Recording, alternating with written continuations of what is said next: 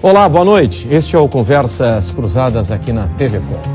4 carros e uma moto foram incendiados nessa madrugada em Santa Catarina. Mas agora a PM mudou o critério de divulgação e espera a perícia e a investigação para associar a ocorrência aos atentados, cujas ordens partiram dos presos.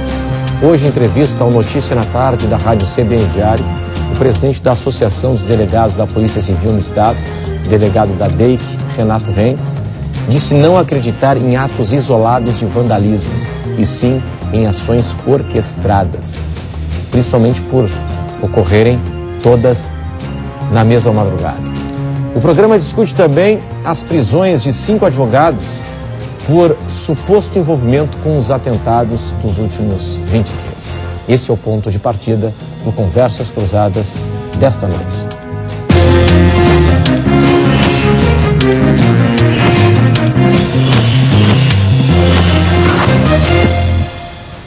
Você pode interagir aqui conosco com opiniões, com perguntas, como você quiser, através do e-mail conversas@tvcom.com.br e também pelas nossas redes sociais.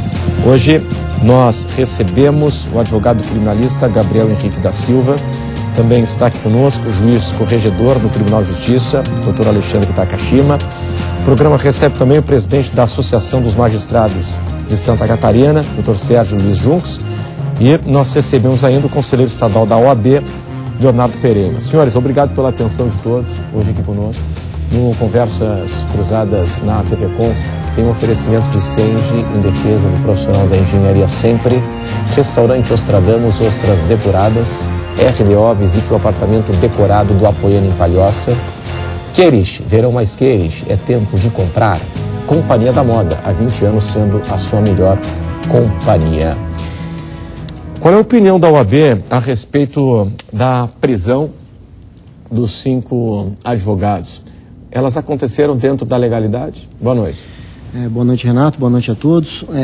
A OAB ela ainda não teve. Nós recebemos hoje, no final da tarde, o inquérito, a cópia do inquérito policial que decretou a prisão de 4 advogados.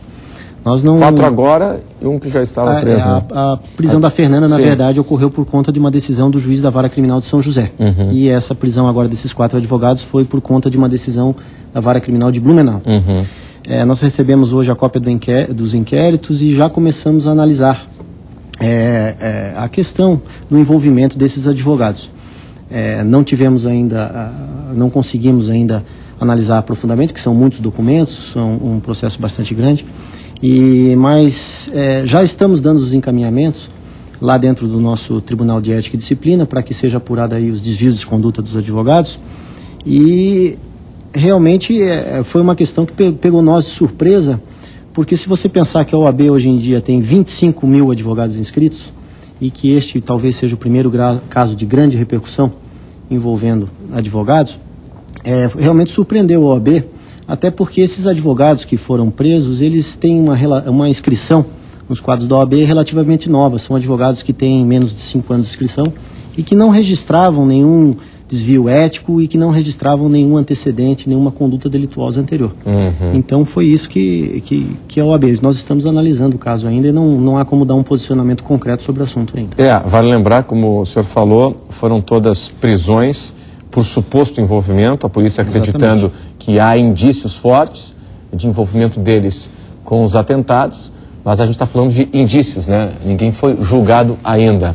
E a questão até, Dr. Junques, que surgiu na semana passada, num debate assim, na sociedade, nas redes sociais, a OAB se manifestou num primeiro momento pedindo uma prisão especial, o que consta na lei, né? Para quem tem graduação, não só para advogado, para quem tem graduação, até o julgamento. Depois, no caso de condenação, aí é igual para todo mundo, é só até o julgamento. Queria saber, no entendimento do senhor, já avançando um pouquinho na discussão, o senhor acredita que essa prisão especial até o momento do julgamento, separada nos quartéis, no caso, para quem tem graduação, é adequada ou é preciso rever isso? Boa noite. Boa noite, Renato. Boa noite a todos. Boa noite a todos que acompanham esse programa. do ponto de vista nosso constitucional republicano, né, da democracia, é um termo polêmico, mas o que nós observamos, o sentimento da sociedade é que qualquer distinção, seja para advogado, prisão especial, seja para magistrado, enfim, para qualquer autoridade, ela é tida assim como algo nada simpático. Parece um privilégio. Soa como um privilégio. Uhum. O que talvez se justifique e persista essa diferenciação hoje em dia é realmente a qualidade do nosso presídio, que recebe esses presos. Então, é um debate que tem que ser feito, é um debate, inclusive, que essa crise ela acaba nos situando para a questão dos nossos presídios penitenciários, que são universidades do crime. A gente vê que esses atentados eles estão sendo arquitetados dentro dos presídios penitenciários. E, enfim, é um debate que a sociedade vai ter que enfrentar. Eu penso que para evoluir essa questão de igualdade, que seria o ideal, todo que é tipo de prisão provisória, ela passa também por condições também de igual dignidade a todas as pessoas que são colocadas, elas são segregadas, independente de profissão e classe social e assim por diante. Agora, doutor Takashima, é o seguinte, nós estamos falando de ações que partiram de dentro do sistema prisional ou por telefone, que entrou de forma ilegal, clandestina, ou por repasse de chip, com informações das mensagens, dos recados, ou pelo boca a boca mesmo.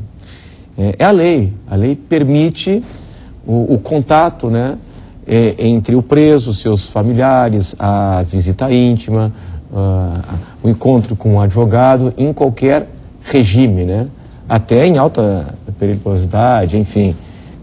No caso, esses mesmos que foram transferidos lá para Rondônia e para Porto Velho, Rondônia e Mossoró, Rio Grande do Norte, né?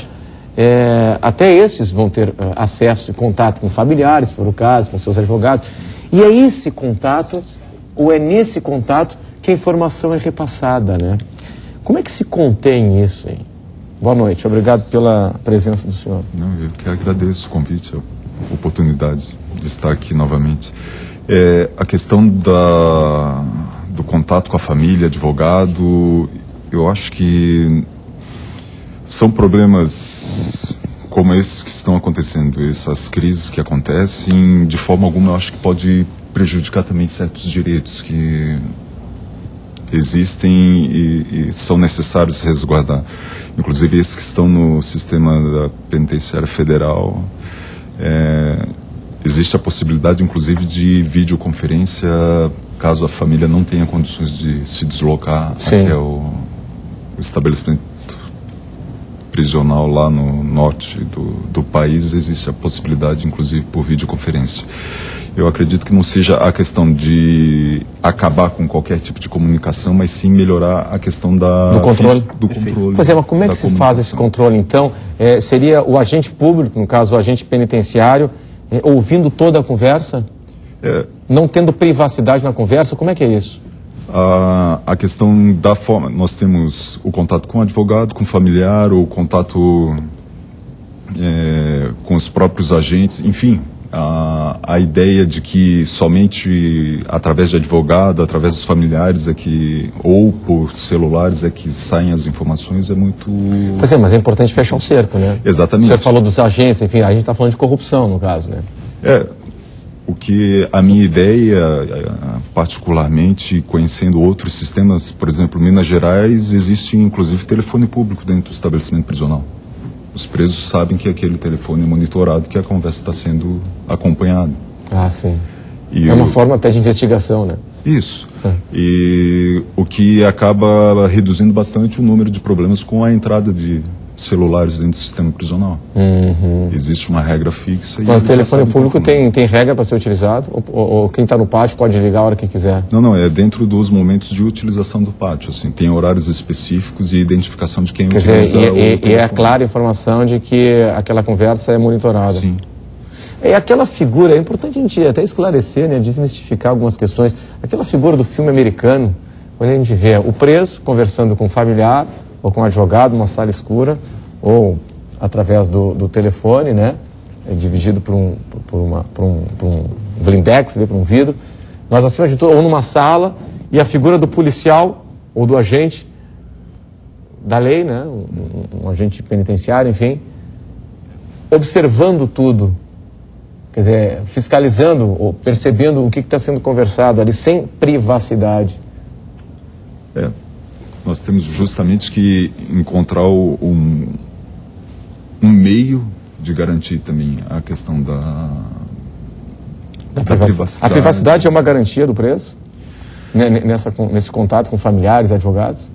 Na verdade, entra em choque, não digo necessariamente que são conflitantes, mas temos o direito à privacidade e também o direito à segurança que todo cidadão possui. Nós temos que compatibilizar esses dois direitos. E eu acho que não é impossível isso. Usando vários moduladores, nós podemos, inclusive, continuar. Mas, por exemplo, acabar com o meio de comunicação por carta, não.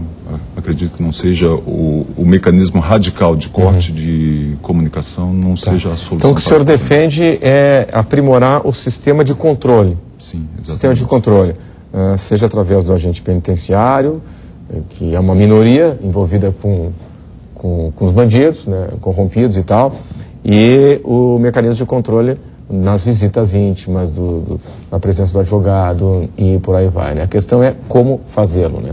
Sim, eu acredito que o avanço tecnológico é a grande ferramenta para a utilização disso, dessa melhoria do controle do sistema. Exemplos?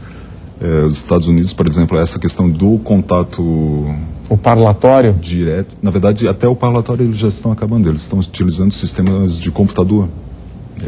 Não são nem nos mesmos níveis do prédio que são feitos a entrada da visita e o... Mas se enxergam através da imagem? Isso, da tipo tela? um Skype. Ah, entendi, tipo um Skype. Isso. Mas na unidade prisional? Dentro da unidade prisional já... Essa tudo questão... monitorado? Isso, exatamente. Ah, sim. O advogado também? O advogado também. Só é mais preservado o sigilo com relação à questão profissional. O advogado tem um diferencial com relação aos familiares.